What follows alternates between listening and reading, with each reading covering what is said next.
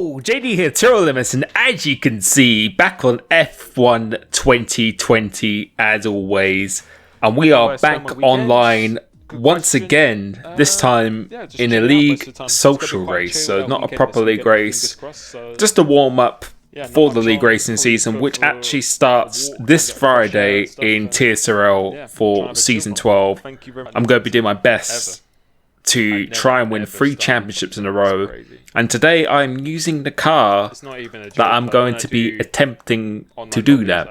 And the thing is, in this lobby, this is with default setup, as you can see, completely random grid as well, so but still it gives you a good feeling of the car. So as the firelights go out now, trying to get a good start from P13 on the grid, going down to Monza Turn 1, which is probably one of the sketchiest Turn 1s that you could have in the race. Sense. The crowd is just so loud. Codemasters, please do something about the crowd noise, because it is just not realistic whatsoever. But come through here, we've made actually a really good start here, and then we'll go try and go around the outside, but the Red Bull we just completely lose the car now, and it wasn't his fault or anything at all, but I was just trying to avoid an accident there. And as a result of that, we've gone back to P18 last on the grid. And someone said to me recently that I usually drive my best when I need to come back and I actually show my true pace. And I think that's a very true comment, in fact, because most of the time, if I'm up near the front, I am always driving around 80 to 90% just to make sure I'm staying on track, making sure I'm keeping my tyres and everything in check, and using the pace when I only really have to, because I really do believe consistency is key. Consistency is more than the raw pace. It really is, and especially over a season. But on this occasion here, I'm really having to pull my finger out, really, and try and flex the pace I have, and that's exactly what I'm doing here now. So you'll be able to see we made up a few positions because people have pitted, I think, either for damage or just retiring in the car. But from now to the end of the race, we are really driving as fast as we can, but also still using the ERS effectively, but I really am pushing the limits of how am I driving. And this car, there's a lot of debate, as someone has just gone completely off in the gravel, but there is a lot of debate about the equal cars, and for me, I really do feel there is a big difference in the feeling of each car. Not necessarily there's cars that are faster than others, it's all personal preference, but for me, the Williams is 100% my fastest car. On average, I feel I go a tenth or two faster than doing the Alfa Romeo, just much more consistent, much more stable feeling for me, and I'm really looking forward to driving this, as Coco has got a very poor exit coming out of Ascari, and this is something I don't get.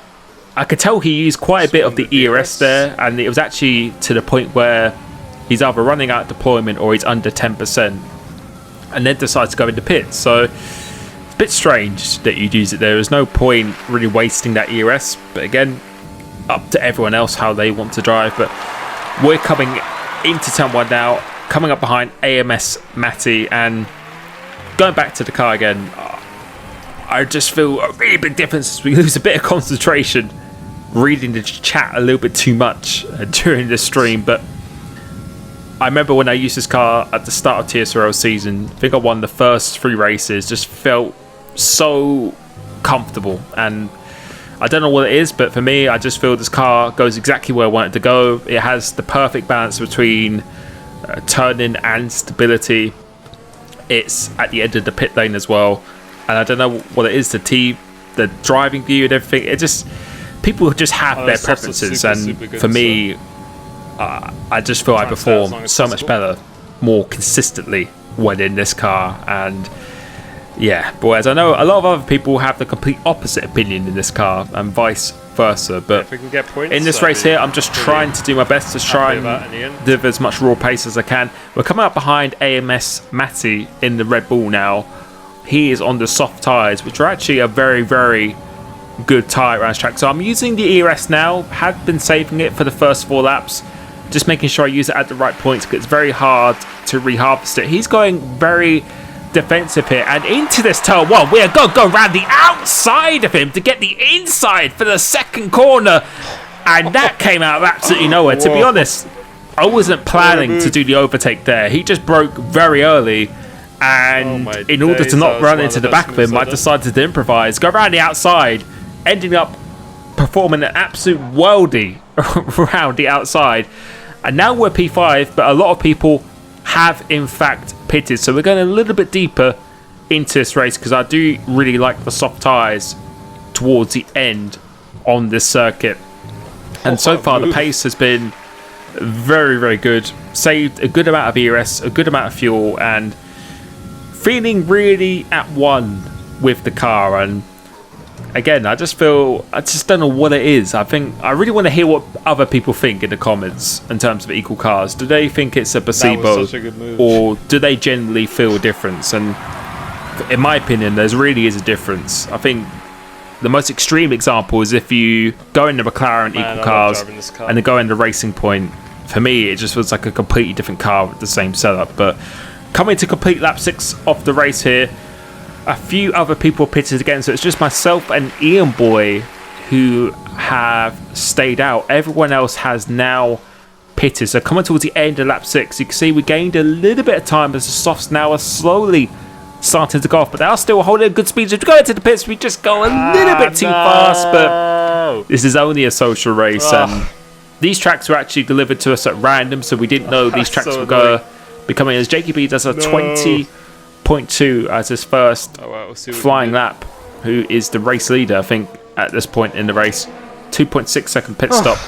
And now we're going to stay on board, I think, from now until the end of the race. So coming out the pits here, we're coming out in P12. Someone not too far behind us, Nomad, we can come anyway. Coming into turn 1 here. And we've got quite a big gap, a 7.7 gap.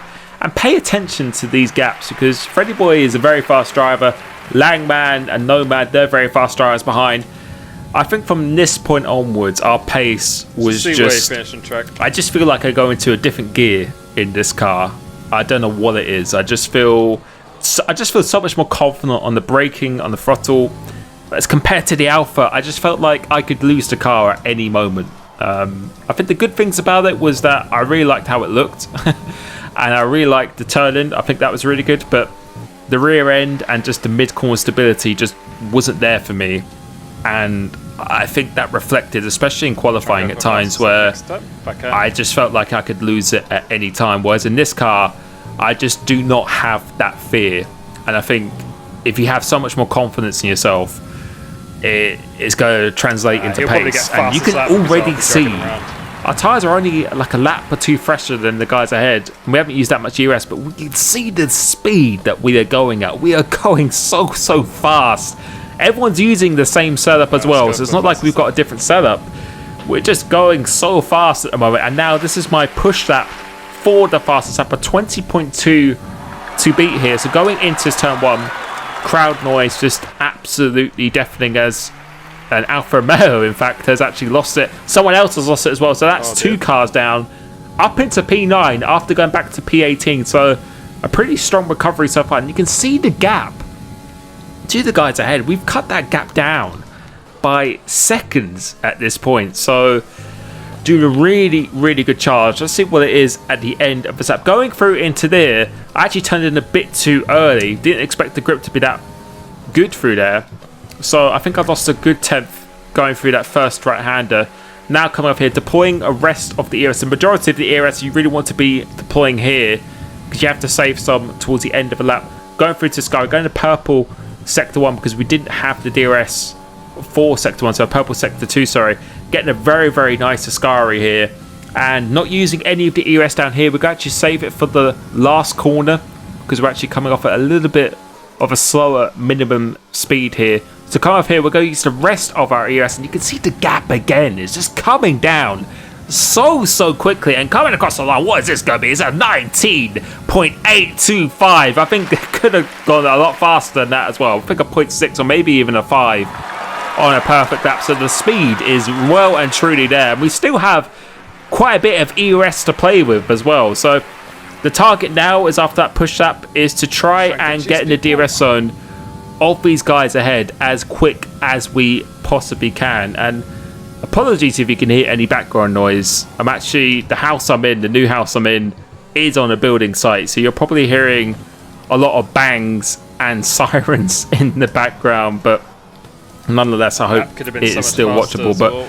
right here now, I'm just trying to get in the DRS zone of these guys, trying to, whenever I come up to someone in order to overtake them, I don't want to be approaching them with 0 ERS. I really want to be approaching them with around, at minimum, 20 or 25% ERS. So that's what I'm trying to do here.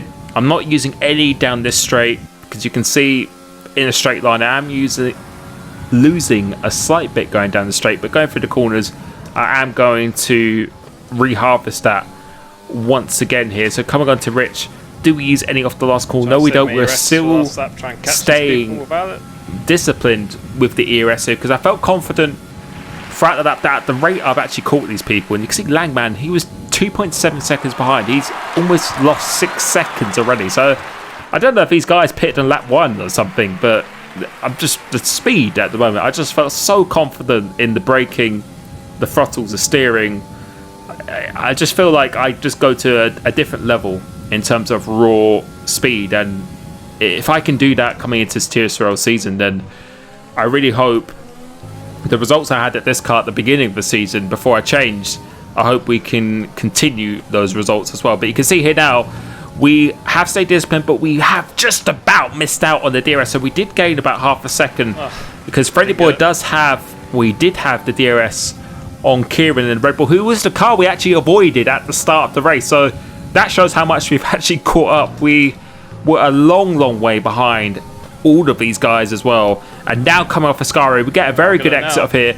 And you can see, unless he uses ERS, we should comfortably be within the DRS zone. And we've actually managed to save a little bit of ERS this lap. So running lean just to keep the engine nice and cool. Now going back up to standard here.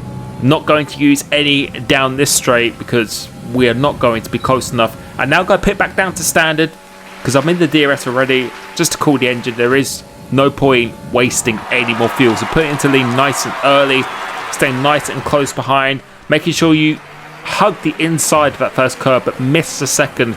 Get a very good exit up here, and again, no point using any of the ERS at this stage, because it's unrealistic to be making an overtake from this far back. Now coming into the first sector, Bushan's a little bit distracting with the ghost car there, but managing to get through it quite nicely. Now going through, I don't know if you call these Lesmos, I'm not sure if you do. I know Silverstone and Degnas. Coming off the second one onto the DRS straight here. Let's see what we're going to do. We're not going to use any ERS once again, although if we did, I think we could have had a good chance to overtake, but I'm just going to hold back, because in this position we're actually managing to save quite a bit nicely, and we have got that 5-second penalty as well, and I think the guy ahead has 3 seconds, and then Kieran has 9. So coming through here, I'm not going to use any of the ERS, but I was hoping I was quick enough for the straight line with the slipstream. If we can get him into here and then get the DRS on Kieran, this will make a very efficient overtake. So getting a good exit. I'm still trying to hold onto ERS, because there's a guy called Dark Killer. He has, I think, 8 seconds worth of penalties, or I think, if I can see it right, or maybe 6.